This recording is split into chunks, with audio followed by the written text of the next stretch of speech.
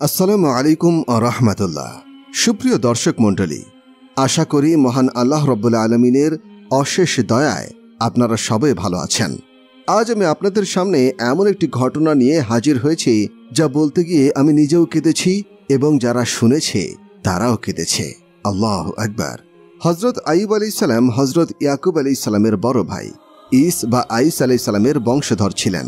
ইস এর পিতা ছিলেন হজরত ঈসা আলাইহিসসালাম এবং তিনি ছিলেন হজরত ইব্রাহিম আলাইহিসসালামের পুত্র। হজরত ইউসুফ আলাইহিসসালামের পুত্র ফাহিম এর মেয়ের নাম ছিল রহিমা। হজরত আইয়ুব আলাইহিসসালামের সাথে রহিমার বিয়ে হয়েছিল। হজরত আইয়ুব আলাইহিসসালাম একদিকে যেমন নবী ছিলেন, অপরদিকে ছিলেন দেশের সম্রাট। তার ধন সম্পদ ও বিষয় বৈভব ছিল ধারণার বাইরে।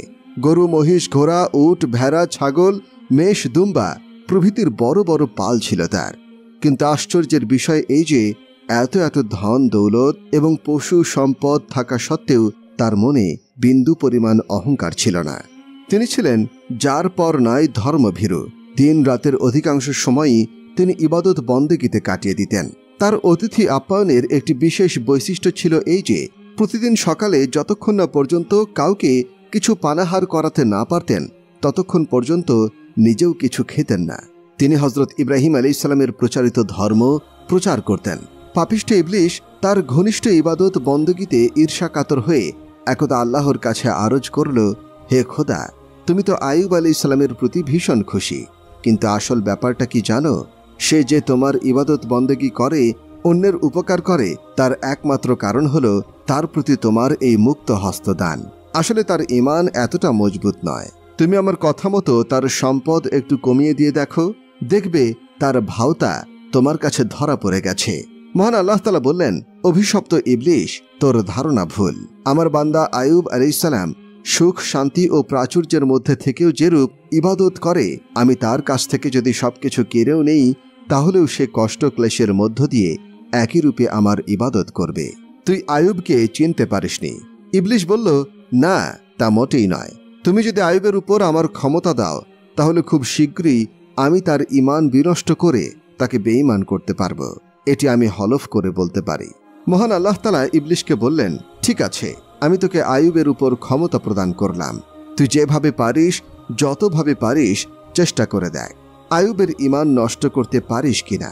কিন্তু আমি ভালোভাবে জ্ঞাত আছি, তুই আপ্রাণ চেষ্টা করলেও তার ঈমান নষ্ট করা তো দূরের কথা, একটু দুর্বলও করতে পারবি না। ইবলিশ কিন্তু দমে যাওয়ার পাত্র নয়।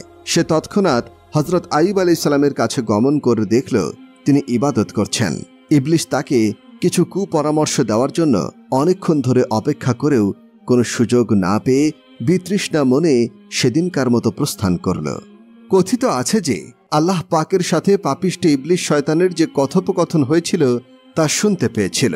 তারা ইবলিশের কথায় সমর্থন করে বলেছিল, হে আল্লাহ, ইবলিশের কথাটা কিন্তু একেবারে মিথ্যে নয়। আমাদেরও মাঝে মাঝে মনে হয় আইয়ুব আলাইহিসসালামকে সুখ, শান্তি ও ধন সম্পদ দেওয়ার কারণে তিনি আপনার এতটা অনুগত ও ইবাদত গুজার হয়েছেন। তার ধন সম্পদ যদি ছিনিয়ে নেওয়া হয় কিংবা সুখ শান্তির পরিবর্তে দুঃখ কষ্টের মধ্যে নিপতিত করা হয় তাহলে অবশ্যই এরূপ আনুগত্য, ইবাদত বন্দেগী থাকবে না। হজরত আইয়ুব আলাইহিসসালাম এর বিষয়ে ফেরেশতাদের এই মন্তব্যের পর একদা মহান আল্লাহ তাআলা হজরত আইয়ুব আলাইহিসসালামকে জিজ্ঞাসা করলেন, হে আইয়ুব, তোমাকে আমি যে সুখ, শান্তি ও ধন সম্পদ দান করেছি তুমি কি তাহাই পছন্দ করো নাকি সূক্ষ্ম মুসিবত পছন্দ করো? হজরত আইয়ুব আলাইহিসসালাম বললেন, হে আল্লাহ, আপনি আমাকে যে সুখ, শান্তি, আরাম, আয়েশ ও ধন দৌলত দান করেছেন সেজন্য আমি আপনার সাধ্যমতো শুকর আদায় করে থাকি। কিন্তু আমার জানা আছে অভাব, অভিযোগ এবং দুঃখ কষ্টে ধৈর্য ধারণ করার মূল্য বহুগুণ বেশি। ধৈর্য ধারণ করাকে আপনি বিশেষ মর্যাদা দান করেছেন, কিন্তু দুর্ভাগ্যক্রমে আমার উপর উহা নসিব হল না। আজ পর্যন্ত আমি একটি দিনের জন্যও ধৈর্য ধারণ করার সুযোগই পেলাম না। সেজন্য আপনার কাছে আমার এই আরজ যে আপনি আমাকে দুঃখ, কষ্ট ও বিপদ আপদ দিয়ে আমাকে ধৈর্য ধারণ করার তৌফিক দান করুন। এখন আইয়ুব আলাইহিসসালামের কথার কারণে হোক অথবা ইবলিশের কথার কারণে হোক, আল্লাহ তাআলা কিছুদিন পর হজরত আইয়ুব আলাইহিসসালামের উপরে একটি একটি করে বিপদ আপতিত করতে লাগলেন। একদিন হঠাৎই তার চারণ ক্ষেত্রের একদিক থেকে অগ্নিশিখা বিদ্যুৎ বেগে ছুটে এসে তার বিচরণরত ভেড়া, ছাগল, মহিষ প্রভৃতি ছোট ছোট পশুর পালসমূহ জ্বালিয়ে ধ্বংস করে দিল। তখন দলে দলে লোকেরা এসে তাকে সংবাদ দিল, হে আল্লাহর নবী, আপনার পশুগুলোর মধ্যে ক্ষুদ্রাকৃতির পশুগুলো আগুনে পুড়ে ছাই হয়ে গেছে। এই সংবাদ শুনে তিনি বললেন, এতে আমার কি করার আছে?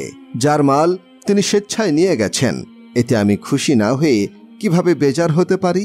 এর কয়েকদিন পর আরেকটি ঘটনা ঘটল। একদিন লোকজন অতিশয় ব্যস্ত তস্ত্র হয়ে দৌড়ে এসে বলল, আমরা এক ভয়াবহ আশ্চর্য ঘটনা দেখলাম। আপনার গরু, মহিষ প্রভৃতি বৃহৎ পশুপালের মধ্যে হঠাৎ একটি গায়েবী আগুন লেগে ওগুলোকে জ্বালিয়ে পুড়িয়ে শেষ করে দিয়েছে।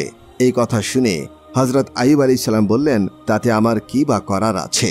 ওইগুলোর প্রকৃত মালিক তো আল্লাহ তাআলা, আমি ছিলাম না। মহান আল্লাহ তাআলা কিছুদিনের জন্য ওগুলো আমার তত্ত্বাবধানে রেখেছিলেন, আবার তার ইচ্ছেতেই ধ্বংস হয়ে গেছে। এই ব্যাপারে আমার দুঃখিত হবার কোনো কারণ নেই। এই কথা বলে তিনি অত্যন্ত স্বাভাবিকভাবে ইবাদতে নিমগ্ন হয়ে গেলেন। তার মধ্যে সামান্যতম বিচলিতও দেখা গেল না। এই ঘটনার কিছুদিন পর হঠাৎ এক অগ্নিসংযোগ এসে তার প্রাসাদ ও মূল্যবান দ্রব্য জ্বালিয়ে পুড়িয়ে দিয়ে গেল। প্রাসাদের কক্ষগুলোর আর কোনো কিছু অবশিষ্ট দেখা গেল না। অনুচরগণ ছুটে এসে রাজ দরবারে কর্মরত হযরত আইয়ুব আলাইহিস সালামকে এই ঘটনার কথা বলল। এটা শুনে তিনি বললেন, সকল প্রশংসা আল্লাহর জন্য। তিনি বান্দার জন্য যা কিছু করেন তার মধ্যেই কল্যাণ নিহিত থাকে। সুতরাং আমি তার শাহী দরবারে অসংখ্য শুকরিয়া আদায় করছি। আরেক দিনের ঘটনা, যা উল্লেখিত ঘটনার চেয়েও ভয়াবহ ছিল। হযরত আইয়ুব আলাইহিস সালামের 4 পুত্র ও 3 জন কন্যা বিদ্যালয়ে অধ্যয়ন করছিল। বিদ্যালয়ের শিক্ষক বাহিরে কোনো কাজের জন্য গিয়েছিলেন। তিনি এসে দেখলেন বিদ্যালয় ধসের ফলে তার সবগুলো সন্তান প্রাণ হারিয়েছে। শিক্ষক এই শোক সংবাদ সাথে সাথে হযরত আইয়ুব আলাইহিস সালামকে জানালেন। হযরত আইয়ুব আলাইহিস সালাম এ কথা শুনে বললেন, আল্লাহর ইচ্ছা পূরণ হয়েছে, এতে আমার কোনো হাত নেই। আর মহান আল্লাহ তাআলা নিজ বান্দার জন্যই কখনো অমঙ্গল করেন না। আমার সন্তানগণ এভাবে মৃত্যুবরণ করে মহান শাহাদতের মর্যাদা পেয়েছে। এইরূপ ভাগ্য হাজার ইচ্ছা করেও আল্লাহর ইচ্ছা ব্যতীত হয় না। অথচ মহান আল্লাহ তাআলা আমাকে এই সৌভাগ্য দান করেছেন। এই কারণে আল্লাহর দরবারে লাখো শুকরিয়া আদায় করছি।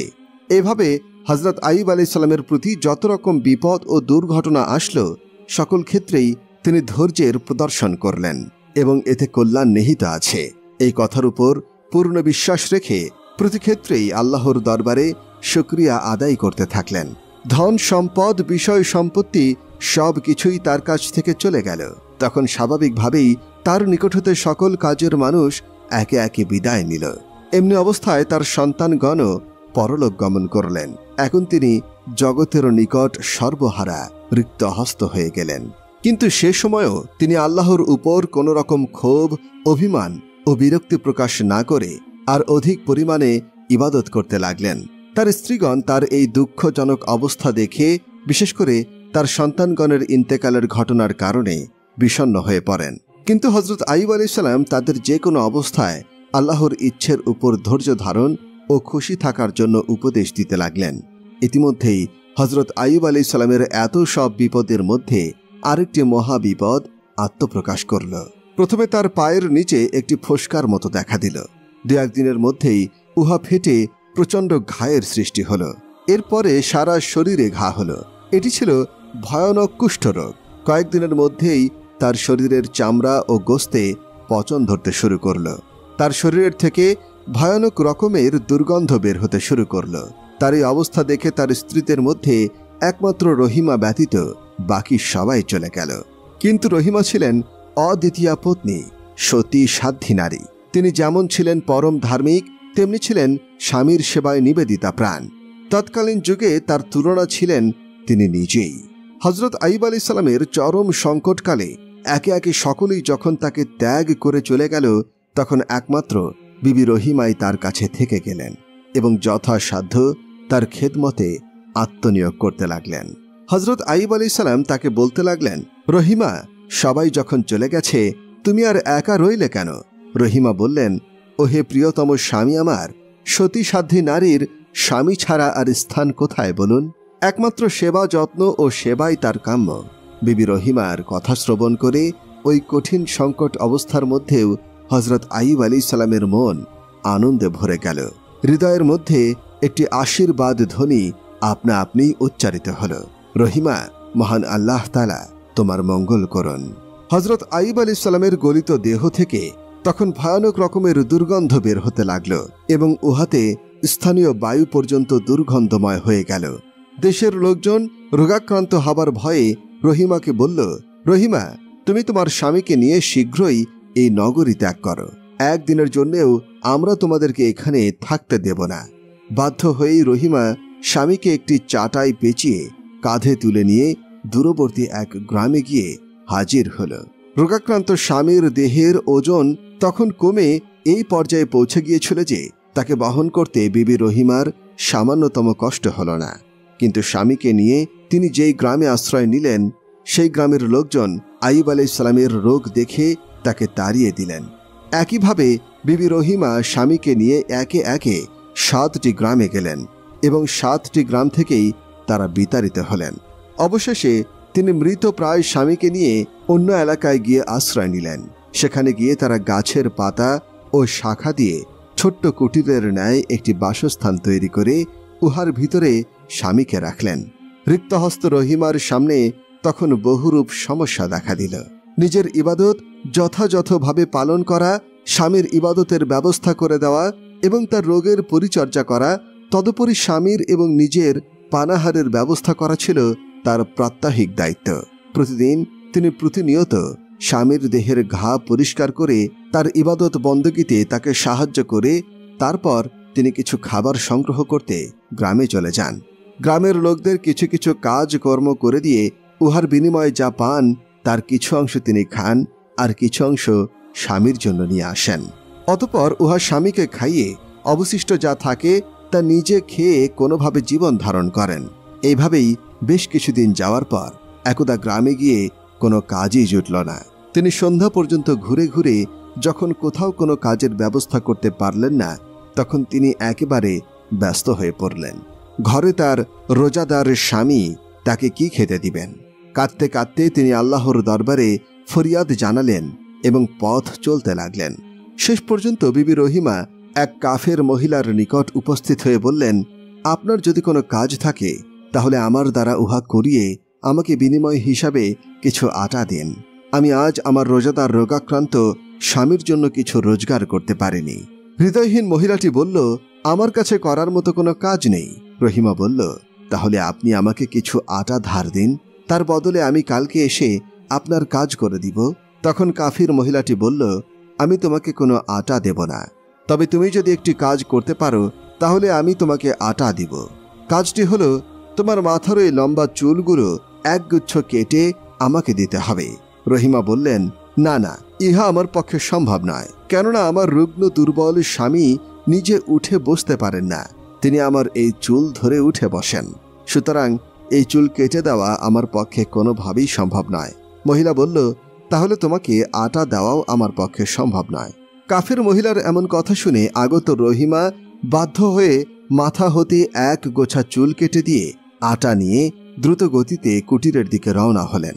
এদিকে পাপিষ্ঠ ইবলিশ দেখল যে বর্তমানে আইয়ুবের যে অবস্থা, তাতে তাকে এখন মহান আল্লাহ তাআলার পথে প্রতিষ্ঠিত রাখার একমাত্র ভূমিকাই হল তার স্ত্রী রহিমার। উভয়ের মধ্যে পরস্পরের বিশ্বাস ও আন্তরিকতা অতুলনীয়। অতএব উপস্থিত এই ঘটনাকে সুযোগ হিসেবে গ্রহণ করা ইবলিশের জন্য অপরিহার্যভাবে দেখা দিল। সুতরাং রহিমা হযরত আইয়ুব আলাইহিস সালামের কাছে পৌঁছানোর আগে ইবলিশ এক জৈনিক ব্যক্তির রূপ ধারণ করে ইবাদতে মগ্ন হয়ে হযরত আইয়ুব আলাইহিস সালামের কাছে এসে বলল, দেখুন জনাব, আপনি আল্লাহর একজন নবী, এমন কঠিন অবস্থাতেও এইভাবে ইবাদত করছেন, কিন্তু এতে লাভ কি হবে? সবাই ক্ষেপে গেছে আপনার স্ত্রীর কর্মে। আপনি কি কোনো খবর রাখেন না? আপনাকে হারাম খাবার এনে খাওয়াচ্ছে সে, তার স্বভাব ভালো নয়, সে গ্রামে গিয়ে অসৎ কাজ করে, চুরি করে, আপনার জন্য খাবার নিয়ে আসে। এতদিন পর আজ সে ধরা পড়েছে, সেজন্য এক মহিলা তার চুল কেটে দিয়েছে। রহিমার সম্পর্কে এমন কথা শুনে হযরত আইয়ুব আলাইহিস সালাম যেন আসমান থেকে পতিত হলেন। অসহনীয় লজ্জা ও দুঃখে মর্মাহত হয়ে তিনি কাঁদতে কাঁদতে আল্লাহর কাছে বলতে লাগলেন, হে আল্লাহ, তুমি সবই জানো, সবই দেখো। এই ঘটনা আমার রোগের চেয়েও বেশি পীড়াদায়ক। জানি না আমার ঈমান আমি অটুট রাখতে পারবো কিনা তুমি আমার দৃঢ়তা বহাল রেখো, এবং যা কিছু আমার জন্য কল্যাণকর তুমি তাহাই করো। এইভাবে কিছুক্ষণ কাদার পর হযরত আইয়ুব আলাইহিস সালাম প্রতিজ্ঞা করলেন, হে আল্লাহ, আমি যদি কখনো রোগ থেকে মুক্ত হই, রহিমার এই অপরাধের জন্য শাস্তি হিসেবে 100 বেতের বাড়ি দিব। উল্লেখিত ঘটনাটি হযরত আইয়ুব আলাইহিস সালাম ও বিবি রহিমার কোনো জীবনী গ্রন্থে উল্লেখ নেই। ওই সকল গ্রন্থের লেখকদের মতে রহিমা গ্রাম হতে কাজ করে স্বামীর জন্য কিছু খাবার নিয়ে কুটিরের দিকে ফিরছিলেন। ইতোমধ্যেই অভিশপ্ত ইবলিশ তাকে বলল, রহিমা, তোমার স্বামীর রোগ মুক্তির জন্য আমি তোমাকে একটি ঔষধ দিতে পারি। উহা যদি তুমি সঠিকভাবে ব্যবহার করতে পারো তাহলে অচিরেই তোমার স্বামী আরোগ্য লাভ করবেন। বিবি রহিমা আগ্রহের সাথে জিজ্ঞাসা করলেন, উহা কি ঔষধ? শীঘ্রই আমাকে বলে দিন। ইবলিশ বলল, ঔষধ তোমার জন্য দুষ্প্রাপ্য নয়। তুমি কিছু মদ এবং কিছু শূকরের মাংস নাও। শূকরের মাংস তুমি শুধু তোমার স্বামীকে এক বেলা আহার করাবে এবং সেই সঙ্গে তাকে কিছু মদও খাওয়াবে। তাহলে মাত্র 3 দিনেই তোমার স্বামী রোগমুক্ত হয়ে যাবে। বিবি রহিমা প্রত্যাবর্তন করে স্বামীকে বললেন, প্রিয়তম, এক জনৈক ব্যক্তি আমার সাথে দেখা করে। সে আপনার অসুখের কথা শ্রবণ করে একটি ঔষধের নাম বলল। উহা ব্যবহার করলে নাকি মাত্র 3 দিনের মধ্যে আপনি ভালো হয়ে যাবেন। আপনি অনুমতি দিলে আমি তা এনে দিতে পারি। হযরত আইয়ুব আলাইহিস সালাম বললেন, এমন কি ঔষধ বলো তো? বিবি রহিমা বললেন, সামান্য শূকরের মাংস আর কিছু মদ। উহা ব্যবহার করলে নাকি আপনি মাত্র 3 দিনেই আরোগ্য লাভ করবেন। হযরত আইয়ুব আলাইহিস সালাম বিবি রহিমার এই কথা শুনে ক্রোধে ও বিস্ময় মিশ্রিত দৃষ্টিতে রহিমার দিকে তাকালেন এবং বললেন, রহিমা, তোমার কি ধর্মীয় বিধানের কথা জানা নেই? কোন বুদ্ধিতে তুমি আমাকে শূকরের মাংস ও মদ ব্যবহার করতে বললে? তুমি কি আমাকে হারাম বস্তু ব্যবহার করিয়ে পাপী বানাতে চাও? রহিমা, আজ তুমি এক অমার্জনীয় কাজ করলে। আমার কঠোর প্রতিজ্ঞা এই যে আল্লাহ পাক যদি আমাকে এই কঠোর রোগ হতে মুক্তি দান করেন, আমি অবশ্যই এর প্রায়শ্চিত্ত স্বরূপ 100 বেতের বাড়ি দিব তোমাকে। হযরত আইয়ুব আলাইহিস সালাম আরোগ্য লাভের পর বিবি রহিমাকে 100টি বেতের বাড়ি দিবেন এমন প্রতিজ্ঞা করার পর 2-1 দিন পর হঠাৎই একটি ব্যাপার ঘটল। তার গলিত দেহ সর্বদা পোকা কিলবিল করত এবং দেহের গলিত রক্তমাংস আহার করত। একদিন তার দেহের ঘা হতে হঠাৎ 2টি পোকা মাটিতে পড়ল। এটা দেখে হযরত আইয়ুব আলাইহিস সালামের মনে দয়া জাগ্রত হল। অসংখ্য পোকা আল্লাহর ইচ্ছায় তার দেহের গোস্ত আহার করে, কিন্তু এই পোকা দুটির বদ নসিব বলেই হয়তো দেহ হতে মাটিতে খসে পড়ে গেছে। অতঃপর তিনি দয়া দেখিয়ে মাটি থেকে পোকা দুটিকে তুললেন এবং নিজের দেহের যে স্থানে ছিল সেখানে রেখে দিলেন। কিন্তু পোকা দুটোকে এইভাবে দেহে বসিয়ে দেওয়ার পর পোকা দুটি হযরত আইয়ুব আলাইহিস সালামের শরীরে এমন মারাত্মকভাবে দংশন করতে শুরু করল, তিনি দীর্ঘ 18 বছরে এই রোগে যে কষ্ট পেয়েছেন এর থেকে বেশি কষ্ট আর কখনো ভোগ করেননি। সেই পোকার দংশন সহ্য করতে না পেরে তিনি সেদিন আল্লাহর কাছে কাঁদতে কাঁদতে বললেন, হে আল্লাহ, তুমি সর্বাপেক্ষা বড় দয়ালু। আমি আর এই কষ্ট ক্লেশ সহ্য করতে পারছি না। তুমি তোমার অতুলনীয় দয়ায় আমাকে এই কষ্টদায়ক রোগ হতে মুক্তি দান করো। অনেকের মনে প্রশ্ন জাগ্রত হতে পারে যে আইয়ুব আলাইহিস সালাম ওই পোকা দুটির উপর মায়া দেখিয়ে তার নিজের শরীরে আবার স্থান দিল, অথচ তারা এর বদলে তাকে কষ্ট দেওয়ার কারণ কি? এই প্রশ্নের উত্তর হল, আল্লাহর ইচ্ছাতেই পোকা দুটি শরীর থেকে মাটিতে পতিত হয়েছিল। কিন্তু হযরত আইয়ুব আলাইহিস সালাম আল্লাহর ইচ্ছার প্রতি লক্ষ্য না রেখে বিপরীত কাজ করেছিলেন। এতে মহান আল্লাহ তাআলা নাখোশ হবার ফলে এহেন ক্লেশ ভোগ করতে হয়েছিল। তবে যাই হোক, হযরত আইয়ুব আলাইহিস সালাম আর সেদিন কান্নায় কান্নায় রোগ মুক্তির প্রার্থনা করায় দয়ার আধার মহান আল্লাহ তাআলা দয়া ও করুণা করলেন। হযরত আইয়ুব আলাইহিস সালামের ঈমান যাচাই এবং তার মাধ্যমে ইবলিশের মিথ্যা দাবির অসারতা এতদিন পুরোপুরি প্রমাণিত হয়েছিল। ফলে হযরত আইয়ুব আলাইহিস সালামের রোগ মুক্তি ও অন্যান্য বিপদ আপদ মোচনের সময় হয়ে গেল। অতঃপর একদিন নিত্যকার অভ্যাস মোতাবেক বিবি রহিমা স্বামীর জন্য খাদ্যের তালাশে লোকালয়ে গমন করলেন। এদিকে রুগ্ন আইয়ুব আলাইহিস সালাম মহাপ্রভু মহান আল্লাহ তাআলার দরবারে কাঁদতে কাঁদতে অশ্রুধারায় জমিন ভিজাচ্ছিলেন। এমন সময় হযরত জিবরাইল আলাইহিস সালাম এসে বললেন, হে আল্লাহর নবী, আল্লাহ আপনার দোয়া কবুল করেছেন, আপনি এখন উঠে বসুন। হজরত আইয়ুব আলাইহিস সালাম বললেন, ওহে ভাই জিব্রাইল, আমি কেমন করে উঠে বসবো বলুন? রহিমার সাহায্য ছাড়া আমি তো পাশ পর্যন্ত পরিবর্তন করতে পারি না, আর আপনি কিনা আমাকে উঠে বসতে বলছেন? জিব্রাইল আলাইহিস সালাম বললেন, আপনি সাহস করে দাঁড়ান এবং জমিনের উপরে সজোরে 2 পায়ে দুটো আঘাত করুন। হজরত আইয়ুব আলাইহিস সালাম অনেক কষ্টে জিব্রাইল আলাইহিস সালামের কথা মতো উঠে দাঁড়ালেন এবং জমিনের উপর 2 লাথি মারলেন। সঙ্গে সঙ্গে পাশাপাশি 2 ঝর্ণার সৃষ্টি হয়। একটা হতে গরম পানি এবং অপরটি হতে শীতল পানি বের হতে লাগল। তখন জিব্রাইল আলাইহিস সালাম তাকে বললেন, আপনি গরম পানিতে আপনার সমগ্র দেহ উত্তম রূপে ধুয়ে ফেলুন এবং শীতল পানি পান করুন। গরম পানি পেট ভরে পান করুন। জিব্রাইল আলাইহিস সালামের কথা মতো আইয়ুব আলাইহিস সালাম উক্ত পানি দ্বারা সর্বাঙ্গ উত্তম রূপে ধৌত করলেন এবং সঙ্গে সঙ্গে তার রোগ সম্পূর্ণ আরোগ্য হয়ে গেল। তার শরীরে রোগের কোনো চিহ্ন মাত্র রইল না। অতঃপর তিনি শীতল পানি তৃপ্তি সহকারে পেট ভরে পান করলেন। ফলে তার ক্ষুধা তৃষ্ণা একেবারেই দূর হয়ে গেল। এবার তিনি সম্পূর্ণ সুস্থ হয়ে গেলেন। শরীরের যথেষ্ট শক্তি অনুভব করতে লাগলেন।